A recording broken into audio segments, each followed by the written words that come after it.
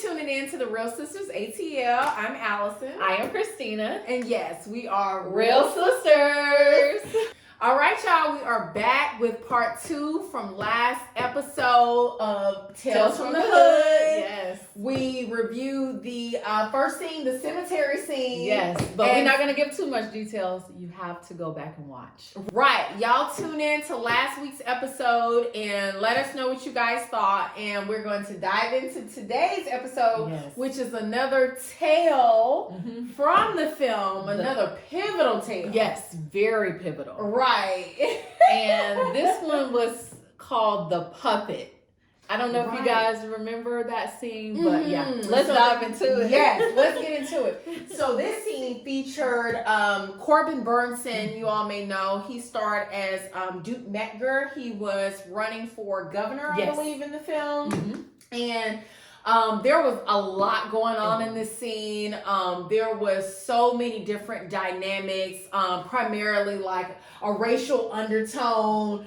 And during this scene where this man is running for governor, there's townspeople that were protesting and upset with him. Yeah, they were really not feeling him as governor, but he put on this face as if I'm going to, change course and do things differently. So Duke Metger was living in this house, a plantation home, and heavily regarded as like a dollhouse by the townspeople. Presumably an older man kept saying the dollhouse. And he's like, they're going to get him. They're going to get him in the dollhouse. And the reason I think why they kept saying the dollhouse, because it was a old slavery house where slaves got killed and transformed into the dolls. Right. I believe there was like an old voodoo woman or something after this massacre that took place. This voodoo woman presumably transferred the souls into the dolls that still inhabited the house. So obviously those spirits are still there. Yeah, and they weren't feeling that. They weren't feeling that the governor was living there. Right. And just came in there with that energy, So he's, preparing for his campaign and he's filming. And so his assistant is like, okay, you want to be able to communicate with the Black community in a way that we connect with them. Because they already don't like you. Right. So he's like, okay, they're going through like these mock interviews of how he should, present himself. And so he's answering questions and he's like, his assistant is like, oh no, do it this way. The aspiring governor is like, okay, I'll take the camera and you stand in front of the camera, answer the questions as if you were me. So his assistant is like answering the questions. He's moving about through the house, very naturally and showing him how to answer questions. So as the governor is filming his assistant, out of nowhere, as he comes near the steps, he falls down. And it looks as if it's a freak accident. Right. So they have the funeral, and as the governor is getting back in his car, he notices some strange doll. Right. From the funeral, in the limo. Yeah. And it was after the older man who was outside protesting told him again, he's like, the dolls are going to get you. And that doll showed up in that limo. Yeah. So y'all chime in below and let us know what you would have done if somebody tells you the dolls are going to get you and then it shows up in your car. Oh my goodness. So of course he hurries up and throws that doll out the window. He's like, no, I don't want no part. You know what? I would have to. Yeah, I would have to. I probably would have ran it over back and forth maybe a couple times. In reverse. Yeah. So he gets home. The governor gets home. He's already a little spooked out, but of course he's trying to play it cool. And he is on the phone and he hears these like little noises as if someone is running across the floor. Oh my God. Like I couldn't imagine. So if you notice with the movie, simultaneously, you have this noise of, someone running across the little feet tapping. Yeah. And then you have where somebody is knocking at the door. Right. So, but I think he was expecting somebody because he's like, oh, are y'all back? And then he opens the door and there is nobody there. Can you imagine the fear that would overtake you when you hear like this loud knock? Yeah, and nobody's at the door.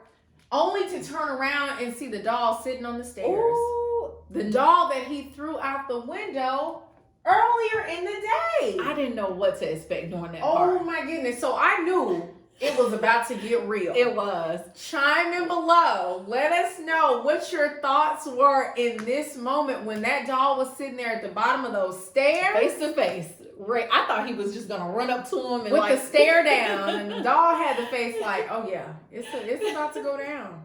So of course the governor, his first instinct was to just throw something at it. Right. So he throws this big vase Like at that him. was And he's gonna do like, something. okay, the doll disappears. So he's creeping around the house looking for him, and he sees the doll is missing from the painting. So there's this painting in his big office where there's this older woman, presumably the voodoo woman. Yes. And she's holding that doll that's been, surfacing throughout the scene, as well as being surrounded by, so many other dolls. Yeah, which was considered the slave.